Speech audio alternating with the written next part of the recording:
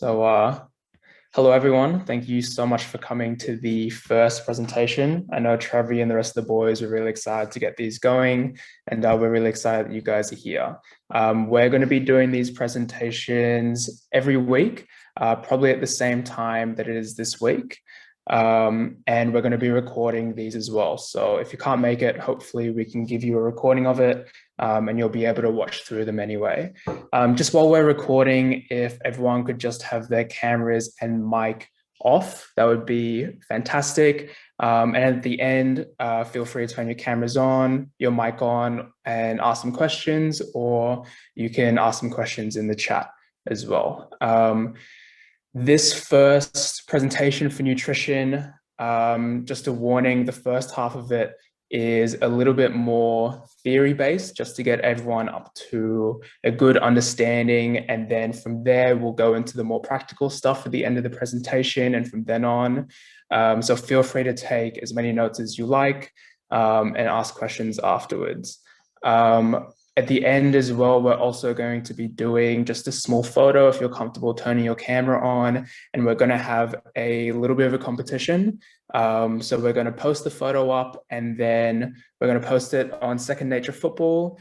And one person, if everyone could comment just what they learned, what they enjoyed, and then we'll pick one person out of those, and that person, I'll run through them, what they eat during the day. If you send that to me, and I will send you a PDF with recommended changes, suggestions, and why. So that can be a full day of eating on a training day, a rest day, game day, whatever you want, and we'll get that sorted for you. Let me see if there's any other housekeeping. Oh yeah, so this week is going to be on nutrition. And then next week, just so everyone knows, Christian is going to be running through a presentation for S&C. So I think we're good to get started now. So hi everyone, this is the first presentation, and it's the introduction to sports nutrition. So today we're going to be going through a couple of topics. It's going to be about 25-30 minutes long. We're going to do an about me, importance of nutrition, running through the macro and micronutrients, going through hydration, and then we're going to go into more practical stuff like meal ratios, timing of meals, and then we'll have questions at the end. So a little bit about me. I studied a Bachelor of Science at UNSW, finishing in 2020. From then, I spent a year doing nutrition study at UCID, focusing on things like developmental nutrition, diabetes, stuff like that. And then this year, I'm starting my Master's of Nutrition and Dietetics at UCID. I also am a content creator for Eat Savvy, which is a Facebook group run by a dietitian I know. And then through my sports, I have access to a lot of leading sports dietitians in Australia. They've worked with people like Western Sydney Wanderers, Sydney FC, GWS Giants, and Parramatta Eels. And a lot of the things that I learned from them, I'm going to be essentially repeating to you guys. So you're really getting it from the top, which is fantastic. I've also recently become a student member of the SDA, which is the Sports Dietitians of Australia. So we're going to get into it now. I know a lot of you guys are here because you know that nutrition is important and you know that it's valuable. So I want to take a slightly different approach when looking at the importance of nutrition and kind of highlight reasons why you might need to focus on it a little bit more. So there are a couple of things that nutrition is going to improve, and a couple of things that will drop down if you're not focusing on it. Probably the biggest one would be seeing decreases in performance. So this would be when you are training or you're playing and you just feel a bit more lethargic than you normally would. Oftentimes, I think the best way to describe it is when your mind is active and you're ready to go, but your legs just aren't really following what you want to do. You might also see some decreases in recovery time if you have the same training load as a mate of yours and they always seem to be on it and you're just taking a little bit longer to recover. That might be another sign that you need to just bang on with your nutrition a little bit more. You might be seeing decreases in energy. Mainly, yes, during performance, but also when you finish your training. Oftentimes, if your nutrition or your hydration is not where you want it to be, you're going to be a little bit lethargic after training and find it difficult to do anything else once you're done training in the morning or the afternoon. And the last one is brain fog. So a lot of you guys, I'm sure, are at school, at uni, you're working. And often with training, if your nutrition isn't spot on, you'll just feel a bit foggy and you'll find it hard to concentrate. So really getting your nutrition and your hydration right is really going to help you just have energy throughout the day and help you focus throughout the day as well. So we're going to get into the thick of it now. We're going to run through the macronutrients and the micronutrients. This is really the theory part, and it's pretty dense. So if you have any questions, feel free to ask afterwards as well. So there are 4 major macronutrients. We've got carbohydrates, which we can think about as being used as fuel for our body. These come in the form of low GI and high GI. We can think of low GI as foods which take a long time for our body to process, and we can think of it as slow released energy. So this is the things that people generally will recommend for athletes or just anyone in general, is to have low GI food. Examples of these would be, your brown rice, your quinoa, whole grain bread, stuff like that. We then have high GI, which are the more sugary carbs. These would be candies, lollies, Gatorade as well. And oftentimes these are kind of demonized, and we're told to stay away from them, especially as athletes. But high GI food is actually vital at some points during our training. So immediately before training, immediately after training, when we want to get carbohydrates in our body as quickly as possible, this is when high GI foods are really valuable. And we'll touch on this later in another presentation, but just as a general run through, those are the 2 types of carbohydrates that we'll be focusing on. We've then got protein, which we can think of as being used for recovery. This is the building blocks for our body. So when we are active, when we're at the gym, when we're running around, we are damaging our body and we need to recover from it. And protein is what's going to give us the resources for our body to be able to recover. Another benefit of protein, which sometimes is overlooked, as it's also used as fuel. So if we are not eating enough carbohydrates, our body is going to start taking protein and converting it into carbs, which is useful for increased energy. But also, if you think about it, if you are not getting enough carbohydrates and your body is pulling protein from your muscles, it's going to reduce the amount that you're recovering. So we can immediately see that both carbohydrates and protein are really important for recovery, and they're also really important for fuel.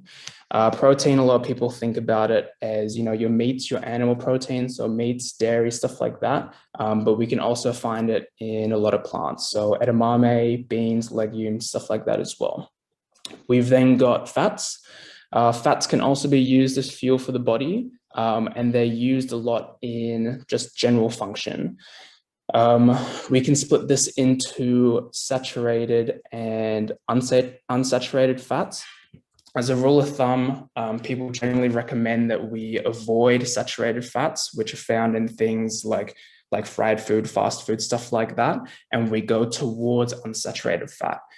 This is because saturated fat generally encourages inflammation, which too much of can be detrimental for our recovery, whereas unsaturated fats, which is found in things like avocado, fatty fish, nuts, they would be promoting reductions in inflammation, which speeds up our recovery. So it's also really important to get some healthy fats in as well. The last one, which isn't really talked about, is alcohol. So alcohol is technically a macronutrient, but it doesn't have any nutritional value. Generally, when you consume alcohol, your body focuses on getting it out of your body. So you are not metabolizing the other macronutrients as effectively. It's not really something that we're going to touch on too much, alcohol, but You know, a couple of you are over 18. There are probably going to be times where you drink, and it's just important that you know what it's doing to your body, so that you can make an educated decision about whether or not you want to drink alcohol at that time. So we're going to jump into micronutrients now.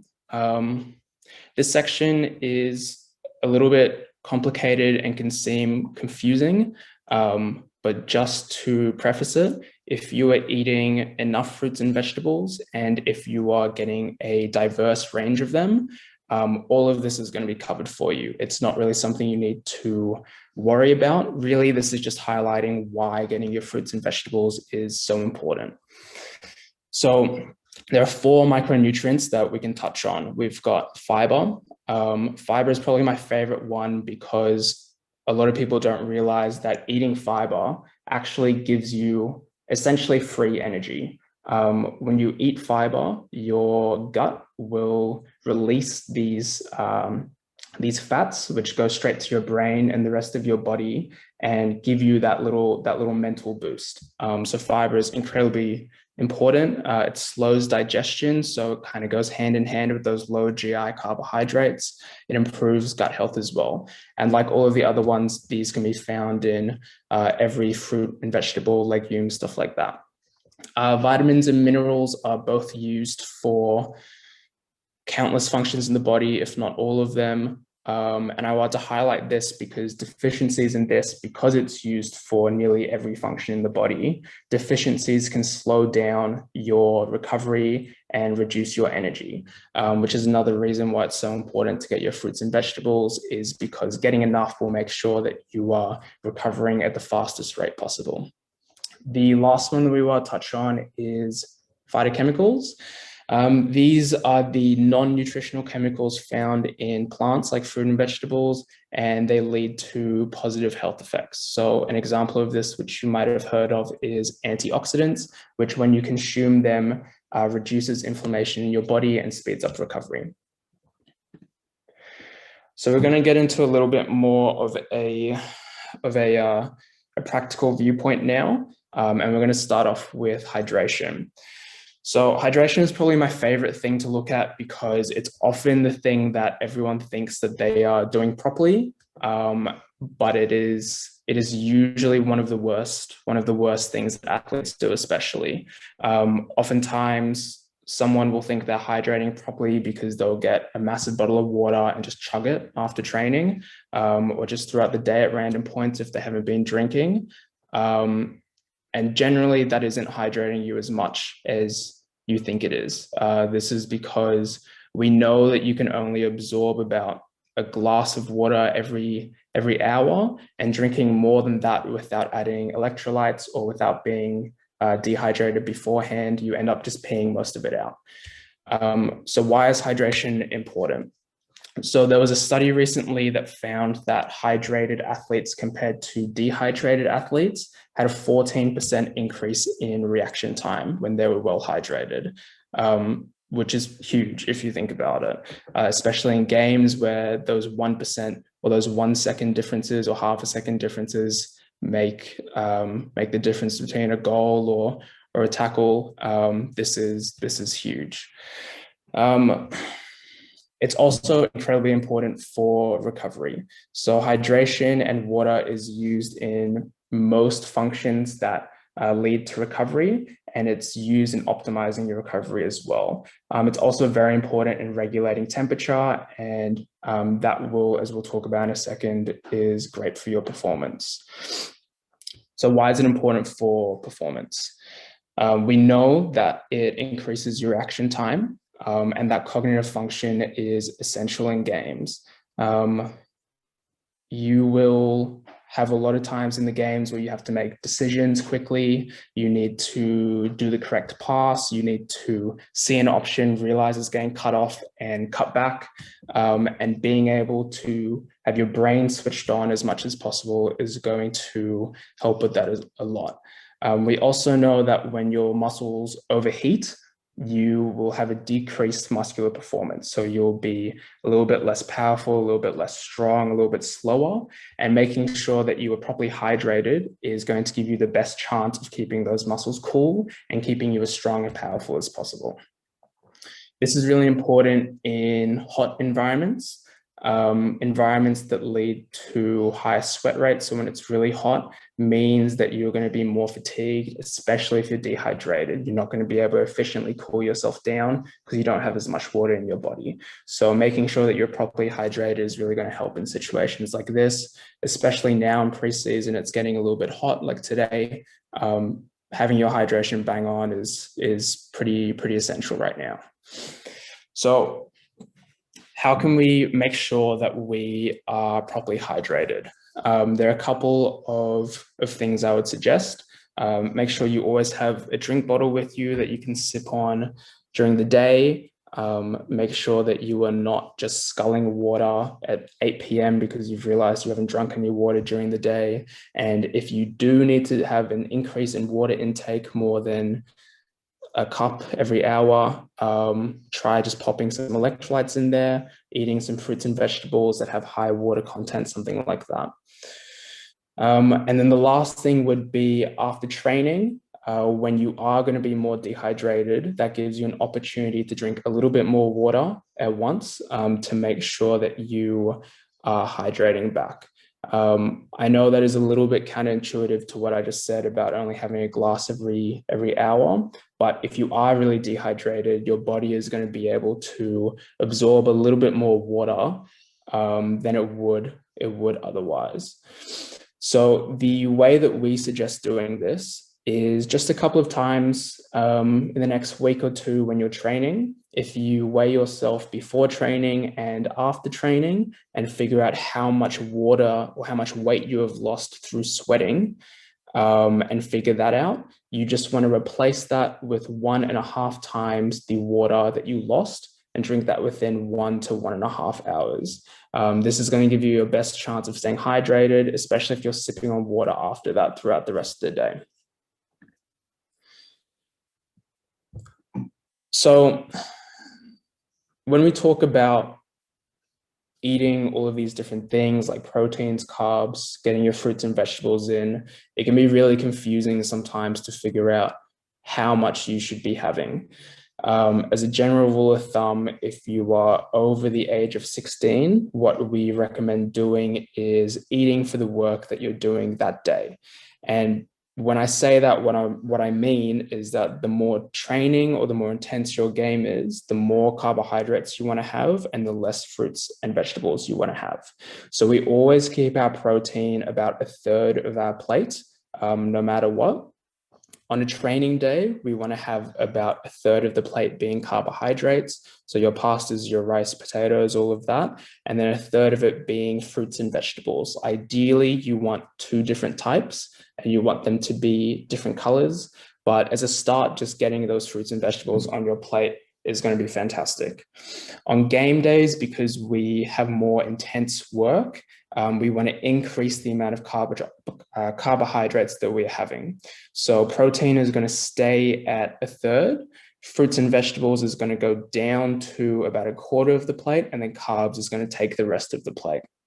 And on rest days, that's when we have that opportunity to increase our fruit and vegetable intake. So protein, like always, will stay 1/3.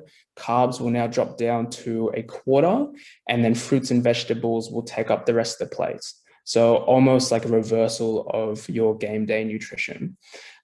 If you are or your kid is under the age of 16, their day-to-day energy requirements are generally quite high. So what we recommend is just always keeping it to 1/3, 1/3, 1/3. That way we are ensuring that we are not underfeeding them, and we're ensuring that they have enough carbohydrates to develop properly, to train properly, and to have enough energy to focus in school as well. So meal timing for athletes is also massive. This is because we need to consistently have energy throughout the day, and also we need to be making sure we have protein throughout the day as well for recovery. In general, protein we can absorb about 0.4, 0.5 grams per kilo every 2 to 3 hours, which means we need to be trying to have a little bit of protein continuously throughout the day. When I say we can absorb it, what I mean is that our body can use that protein to repair our muscles. Anything above that, our body will still use, but it'll just use it for another function in the body, or it will use it, convert it into carbohydrates and be used for energy. So the best way to do this is to break up your day with 3 meals, breakfast, lunch, and dinner, and have a snack in between your breakfast and lunch, and a snack in between your lunch and dinner, to ensure that you have even distribution of protein. Your snacks don't need to be massive, just ideally you would have a little bit of protein with it, and some carbohydrates as well. Or if you're not training, maybe a little bit of protein, and you can add in some extra fruit and vegetables if you want. Like I said before, you want to wait about 2 to 3 hours between meals and snacks to make sure that you're getting your protein distributed throughout the day. And then for training, if you are not having your snack close enough 1 to 2 hours before training, you want to add in something else that's small. This doesn't have to be like a full snack. It can be, half a banana, handful of berries, whatever you want, some toast, just something which is going to give you a little bit more carbohydrates to immediately top up your fuel stores, and make sure that you can train as effectively as possible. After training, because you're going to be a little bit depleted in your fuel stores, you want to make sure that you're trying to get your carbohydrates straight away and a little bit of protein as well, to make sure you're recovering straight away. So we recommend that you have your post-training snack within an hour, but if you're having dinner within an hour, or you have a snack lined up afterwards anyway, there's no need to add something extra in. You can just have that, and that would be fine. So we're going to look at a quick example now between a training day and a rest day, just to help you implement this in your day-to-day lives.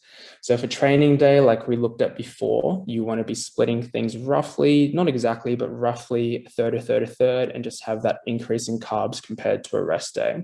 So for breakfast, you can have something like peanut butter and protein oats with some chopped up banana. That's going to give you a little bit of those fruits. You're getting protein from the oats if you get one of those ones which have extra protein, or you can add a scoop of protein powder if you want. And you're getting some healthy fats from peanut butter, which is always ideal as well. For a snack, you can have one of those high protein muesli bars. That's going to give you your hit of protein, and it's also quite high in carbohydrates, which would be good as well. For lunch, you can have sushi with edamame. This gives you those vegetables from edamame, but edamame is also very high in protein, so you're getting enough protein, and then you're getting rice with the sushi, so extra carbs and some healthy fats if you were choosing a fatty fish like salmon or tuna for your sushi. If not, you'll probably get some extra vegetables or some chicken or whatever's in the sushi, and that would all be great as well. For a pre-training snack, you can have toast with peanut butter and chopped up bananas. This is probably my favorite pre-training snack. It seems to be ideal for me, but obviously play around with it yourself, try and find the ratios that work best for you.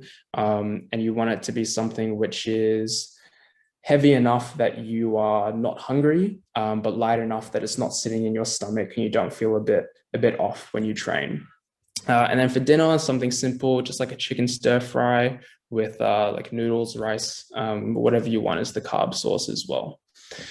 For rest days, we know that we want to reduce the amount of carbohydrates and increase the amount of vegetables while trying to keep protein the same. So an example is for breakfast, you can have a veggie omelet, just stick some cherry tomatoes, some mushrooms, onion, capsicum, whatever you want in there with your omelet. And then you can have a little bit of bread. So just like one slice of bread or whatever that ratio is, just making sure it's about a quarter of your meal is carbs for that.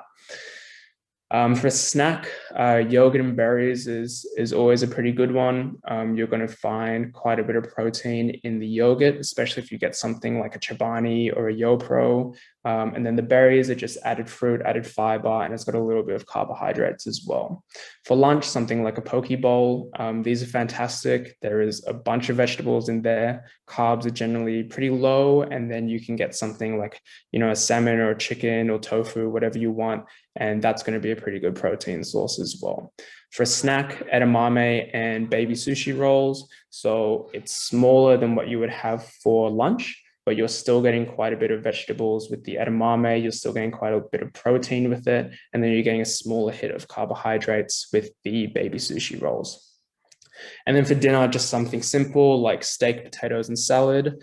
Obviously, you could have this for any day. It would just be about changing that ratio. So on a rest day, you would only be having a quarter of the plate carbohydrates, and you would be having a third of it protein, and then the rest would be the salad. But then on a training day, it would be a third, a third, a third, which is probably the best example of switching it up, just depending on how much you're training that day, how hungry you are, stuff like that. All right. So that is it for this presentation. I know next week Christian is doing a presentation on some strength and conditioning stuff. When I come back, we're going to be doing a couple of things like nutrition for younger kids, so people around 16 years or younger, game day nutrition, eating strategies for recovery, especially if you're coming back from an injury. And then for younger people as well, increasing vegetable intake, I guess why we struggle to increase it and strategies for increasing it. And then for older athletes, we're also going to be doing some weight management stuff. Feel free to ask any questions now or type into the chat. If you don't want to ask in front of everyone, you can also shoot me an email just down below. Yeah, so that's all. Thank you everyone for coming. And if anyone has any questions, let me know.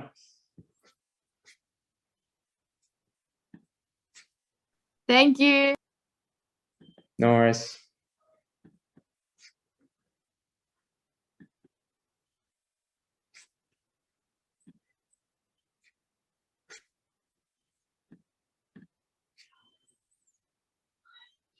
Okay, awesome. I think we're all good then.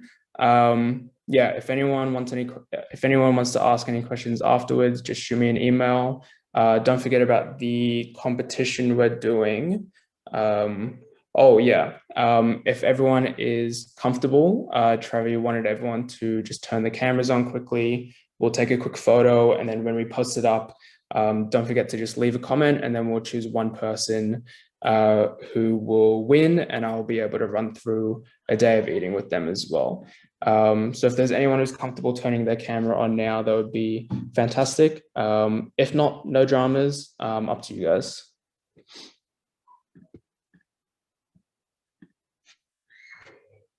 Hey mate, how are you? Hey guys. All right, let me just get the screen more.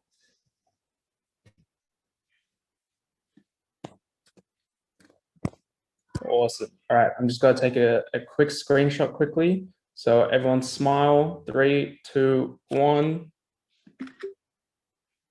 Okay, awesome. Thanks everyone. Don't forget about the competition, and I will be on next week when Christian is presenting. So I'll see you guys all then. Thanks.